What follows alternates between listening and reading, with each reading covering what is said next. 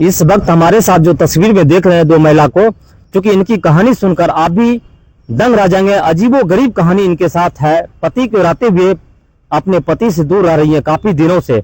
पूरी मामला क्या है, इन तमाम लोगों से मामला जानेंगे, पूरी कहानी क्या है, इन तमाम कहानी को जानेंगे। क्योंकि सबसे पहले जानेंगे आपका नाम क्या है, कहाँ से है? सुषमा शर्मा, जमालपुर से, नया गांव जमालपुर, कबुर्गा 5 नंबर, काली स्थान के निकट से। क्या मामला है, क्यों परेशान है? क्योंकि देख रहे हैं काफी परेशान है। हम अपने हस्बैंड से परेशान हैं। मेरे 2004 में शादी हुए हैं। उनके बाद मेरे साथ मारपीट, झगड़ा, लड़ाई दहेज के लिए करते थे। 2006 में मेरे बउआ जन्म लिए हैं। 2 महीने के बाद फिर वो हमें छोड़ करके एक चौधरी जात से, सुमनलता देवी उर्फ पिंकी देवी से वो शादी रचा ली, जो कि मेरे घर में चौका बर्तन की काम करती थी। उनके बाद वो जा करके फिर यहाँ से भागे, बंगलवा चले गए थे। फिर पता कर कौन जगह है कोई क्या इधर? हाँ, बंगलवा सराधी बस्ती था बंगलवा। कौन जिला में पड़ता है? ये धरारा जिला में शायद पड़ता है सर। धरारा जिला तो नहीं है, गया जिला? नहीं, गया जिला तो दूर पड़ता है। ये मुंगेर जिला शायद आता होगा। तो वो बंगलवा में जाके चिकित्सा के रूप से डॉक्टरी करते थे। तो फिर हमने पता करके हम मेरे पिताजी अपने सासू माँ से पूछने जाते थे कि आपका दामाद कहाँ, मेरे दामाद कहाँ है और मेरी बेटी कब तक मेरे पास रहेंगे। तो मेरी सासू माँ बोलती थी कि आपकी बेटी झगड़ा लड़ाई की है, पता नहीं वो मर गए हैं कि कहीं चले गए हैं, हमें नहीं पता है। तो फिर हमने पता किए, तो पता करते करते वो बंगलवा में रहते थे, जो कि सुमनलता उर्फ पिंकी देवी से वो शादी रचा लिए थे भाग करके। हमें पता भी नहीं दिया था और हमें तलाक भी नहीं दिया था। वहाँ गए, वहाँ का मुखिया जी और हमें पंचनामा कागज बना के दिए। वहाँ पे वो मेरे हस्बैंड बोले हम दोनों को रखेंगे, लेकिन फिर सर वो रखे नहीं। फिर वहाँ से हमें मारपीट करके निकाल दिए।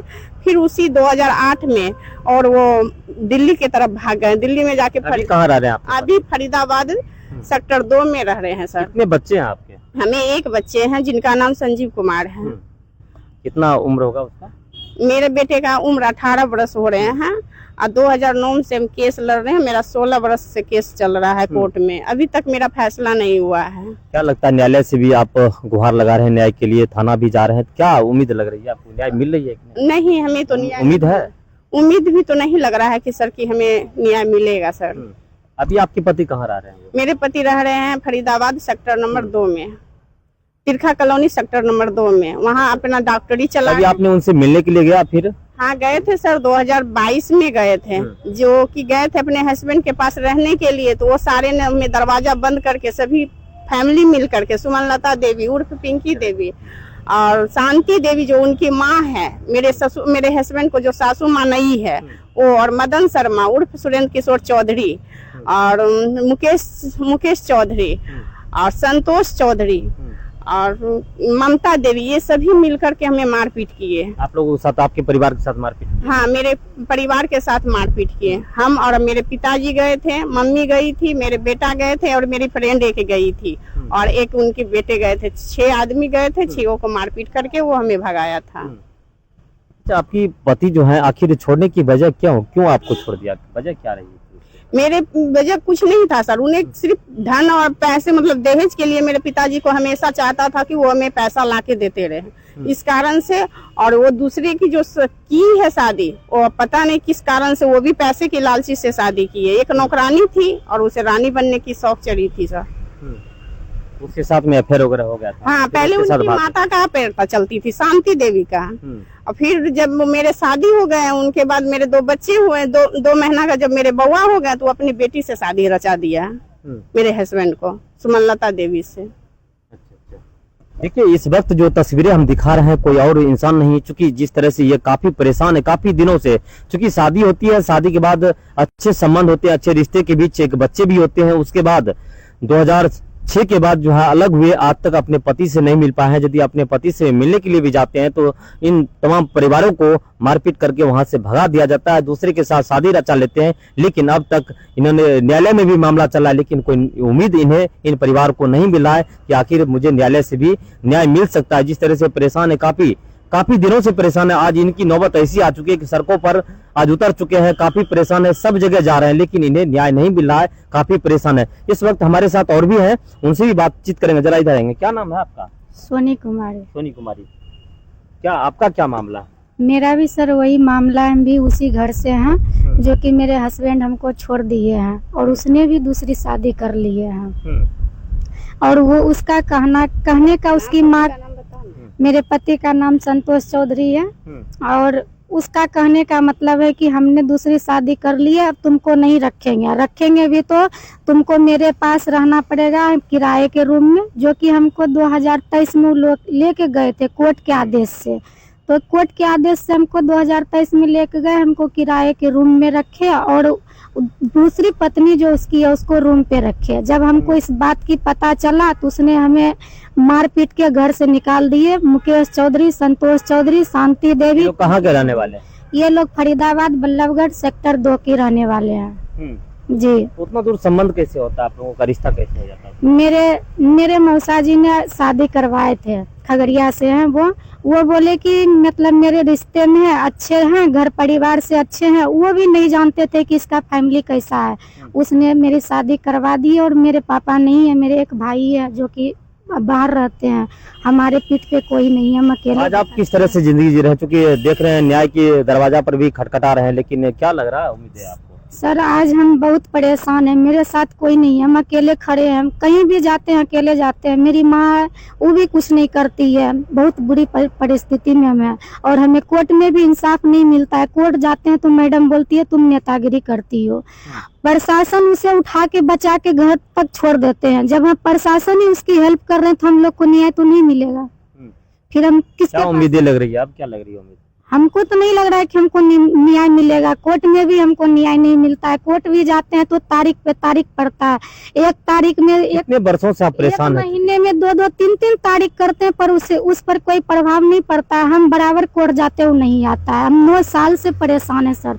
2017 में केस किए, आज तक हमको कुछ नहीं सुनवाई हुआ, कुछ नहीं मिला है। और अपनी सासू माँ से बोलते हैं क्लियर करने के लिए, तू डायरेक्ट बोलती है हम तुम्हारा कुछ भी नहीं देंगे, हम मांगे तुम मेरा हो गया, तुम्हारा कुछ भी नहीं। आखिर आप चाहते क्या है? सर हम चाहते यही है कि वो हमको आके तलाक दे दे और मेरा जो सामान है वो हमें वापस कर दे। हमको नहीं रहना है उस घर में।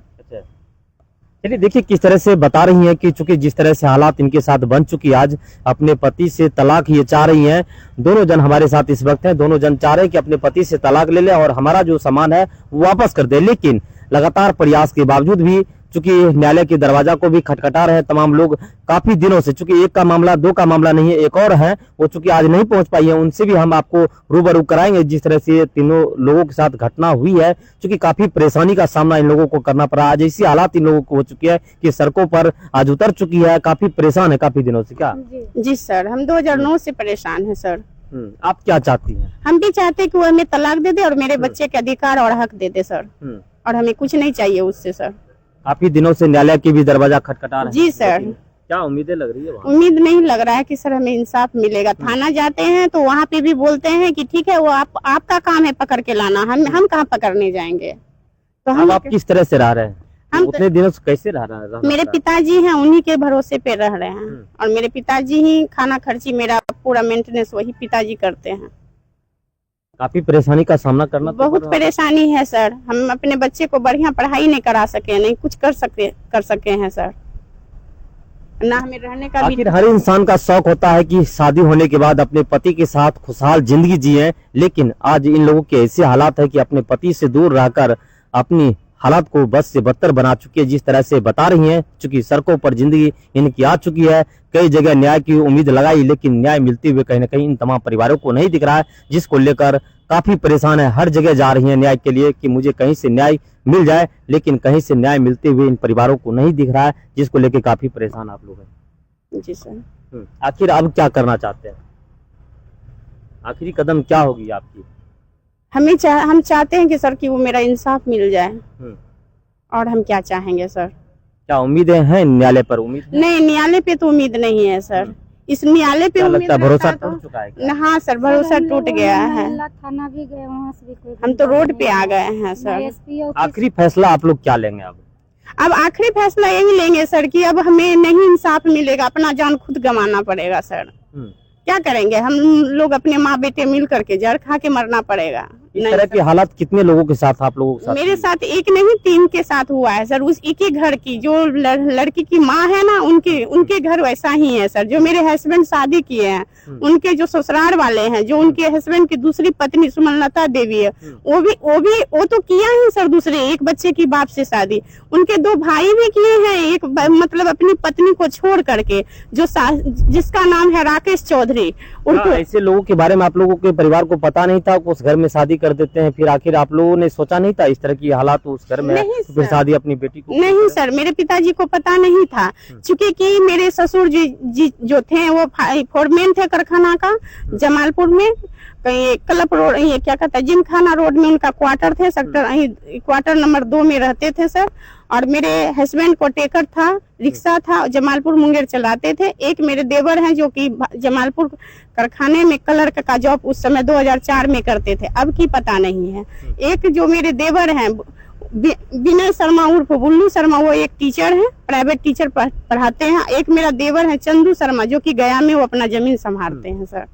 इसलिए मेरे पिताजी को ये नहीं पता था कि हम आपने सोचा, आपके पिताजी ने सोचा कि अच्छा परिवार है, चलो इस घर में बेटी के साथ अच्छे परिवार सोच करके मेरे पिताजी उनके घर में शादी किया था। ये मेरे पिताजी का मालूम नहीं था कि मेरी बेटी की शादी नहीं हो रही, मेरी बेटी का जीवन बर्बाद हो रहा है सर। ये पता नहीं चल पाया? नहीं पता चला। ये पता मेरा कब चला सर? 2006 से पता चला, जबकि मेरे बउआ जन्म ले चुके थे, इस धरती पे आ चुका था मेरे बच्चे, तब पता चला हमें सर। लेकिन कभी उनसे संपर्क करने की कोशिश आपने की नहीं? हाँ सर, हमेशा कोशिश किए कि हम अपने परिवार, मेरे हस्बैंड बोले कि हम रखेंगे, तो हम रहने के लिए भी तैयार हो गए। और हम ससुराल में रहना भी चाहते थे, लेकिन मेरे ससुराल वाला भी नहीं रहने दिए।